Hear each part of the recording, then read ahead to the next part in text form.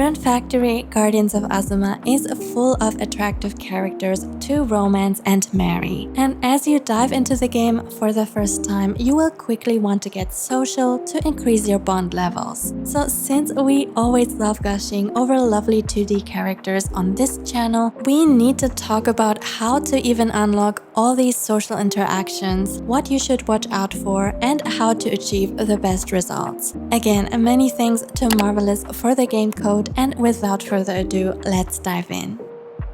As you start a new game, you can't do much other than have a basic chat interaction with your crush. And of course, this quickly needs to change. We can unlock the social menu through story progression. Our new options will include hanging out, talking about different topics, and gift giving. So all you need to do is just follow the main quests. As you have built your blacksmith in the spring village, you are then told by Suzu how to socialize and you should be good to go. I highly suggest reaching this point early, especially when you care about Murasame, since his birthday is very early in spring and you won't be able to give him a birthday gift without going through these steps.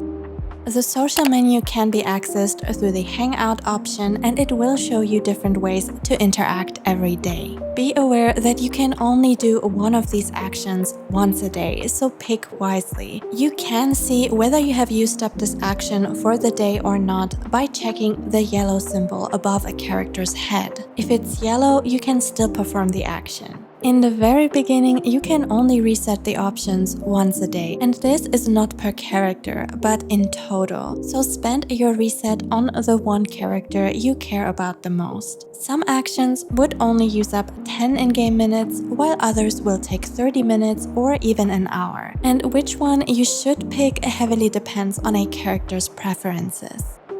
So all characters have likes, dislikes, and loved things that can be discovered through social interactions and by progressing through story quests. My tip is to listen to what the characters say about themselves and each other. That's also how you learn about their likes and dislikes, so next time you will know what gifts to give them, what topics to talk about, or which locations they would love to visit. And as you have triggered a liked or hated action, it will also show in the menu, so no need to remember it. And gifts will also be logged in their social profiles. But be careful not to pick an action that is too high for a character's bond level, because it simply won't be well received as you are overstepping with a too intimate action, and you will lose points as a result. Just like in real life, you should know your place and test the waters with more casual interactions first. But please, don't take real dating advice from me.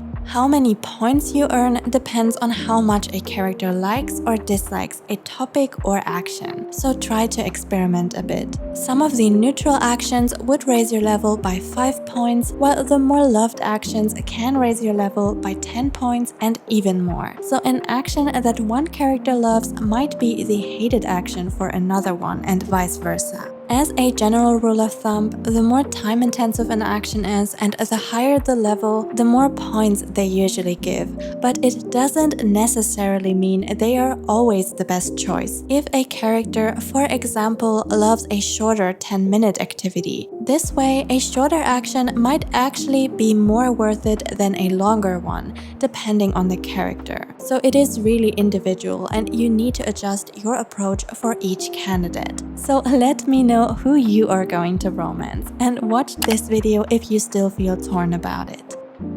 Relationships take continuous effort, so in Azuma 2 it will be best to impress your future partner daily. This can not only be done through the Hangout option, but there are other less time-intensive ways.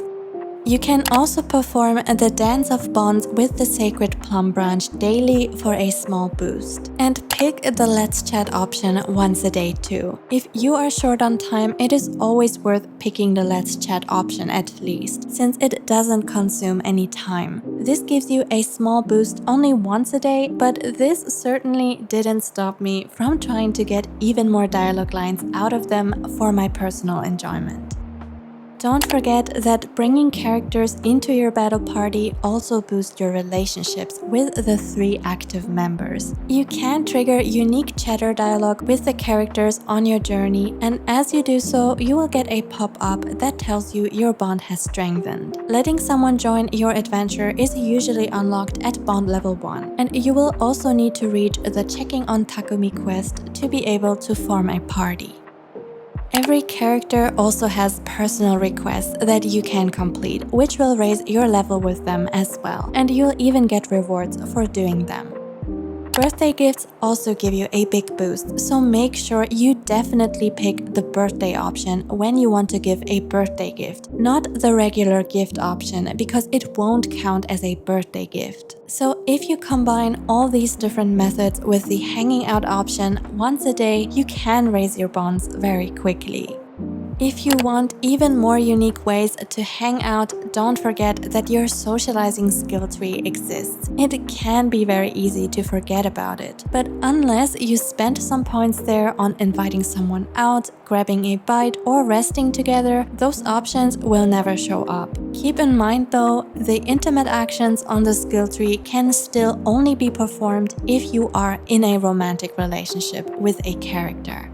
The higher your bond level with someone, the more extras will be unlocked as well. This includes characters joining you after a bath at level 3, having dinner together at level 4, or cooking together at level 6. You will find the hot springs in the summer village, and the having dinner option can be found at the izakaya in the autumn village.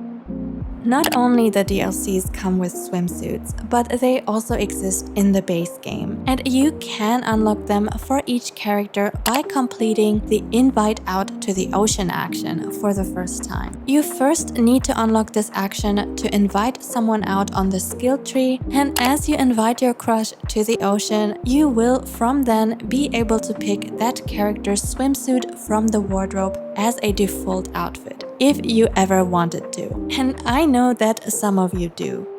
Characters also have bonding stories that can be triggered to get to know them and learn about their personal growth. There can be different requirements such as time, place, and bond level, but sometimes you will also need to advance the main story first or gather certain materials. There are 4 bonding quests for each character, though these might consist of smaller steps to complete, and they are available at level 4, 5, 6, and 7. These quests are required to be completed in order to become lovers and confess at level 7. But I will talk more about that and even more romance in future videos. So stay tuned and subscribe to our cozy little community. But that's it from me. Have a lovely day and take care. Also, a big thanks to our wonderful channel members: Danny, MJ, Ty, Liana, Faye, and Mandy. I am so excited to see who you are going to romance.